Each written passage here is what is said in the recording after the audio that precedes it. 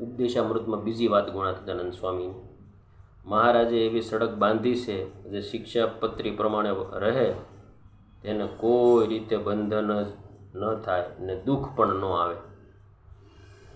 પોતાની સ્ત્રી સાથે પણ વાદ કરવો નહીં એમ લખ્યું છે. કેમ જે ઝેર દે અને કાં તો કૂવામાં પડે, માટે એ માર્ગે ચાલવું નહીં. ગાડા સરકારી વેઠે જતા હતા. રસ્તામાંથી વીડીમાંથી બળદ હારું ખડનો ભારો બધાએ બાંધી લીધો. પણ એક સત્સંગી હતો, તેણે ભારો ન બાંધ્યો ને કહ્યું જે મારે નિયમ છે તે મારાથી ન લેવાય. આગળ ગામ આવ્યું, ત્યાં સોરી આગળથી જાહેર થયેલને ગાડા રોક્યા. એ ભેળું સત્સંગીનું પણ ગાડું રોક્યું ને બધાને સાહેબ આગળ ખેડે લઈ ગયા. ત્યારે તેણે કહ્યું છે, મેં તમારો પૂળો લીધો નથી સાહેબ, અને શા વાસ્તે લેવાય એમ. ત્યારે કહે, ન લઈ આવીએ તો તમે જ કહો જે કેમ જવા દીધો. તે સારું લાવ્યા છે, પણ એણે ખડ સોર્યું નથી. પછી તેને ખડને ભથ્થું આપી રજા દીધી ને બીજા પાસે 10 દિવસ સુધી વેઠ કરાવીને પછી જ આવવા દીધા. માટે શિક્ષાપત્રી નહીં વિચારે તેને જરૂર આડું આવશે. જેટલી ગાફલાઈ રહેશે તેટલું દુઃખ થાય, માટે હંમેશા પ્રાતકાળે પાઠ કરવો. એક નાની એવી આજ્ઞા છે.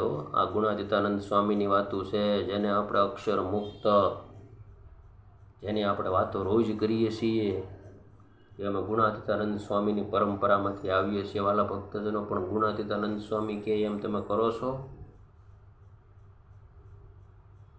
ગુણાતીતાનંદ સ્વામીએ પોતાના નામે કે એકી મંદિર નહોતું રાખ્યું ભાઈ.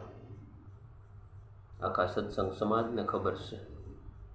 સંતોનો અપરંપાર મહિમા છે. આજે ગુણાતીતાનંદ સ્વામી જેવા સંતો છે, નથી એમ નહીં, આજે ગોપાળાનંદ સ્વામી જેવા સંતો છે. વાલા ભક્તજનો, વડતાલ ધામની અંદર બિરાજે છે અને આચાર્ય મહારાજની આજ્ઞાની અંદર વર્તે છે.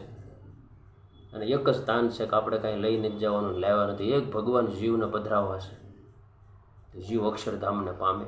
આવા તાનવાળા સંતો આજે વડતાલની અંદર પ્રગટ આસને બિરાજે છે. પણ આંખ હરિભક્તો આપણે ખોલવી પડશે તો દેખાય. શાસ્ત્રો આપણે ખોલીને વાંચવા પડશે.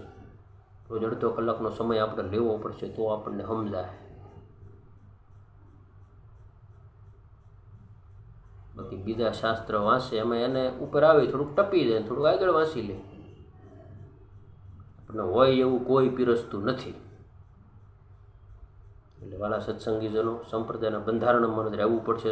ખડનો ભારો ન સોર્યો તેને જવા દીધો ને બીજા બધાને 10 દિવસ વેટ કરાવી, ખાલી ખડના ભારામાં. તો સ્વામિનારાયણ ભગવાનને તો આપણે કેટલી આજ્ઞા લોપી નાખીએ. મૂકશે આપણને? નહીં મૂકે.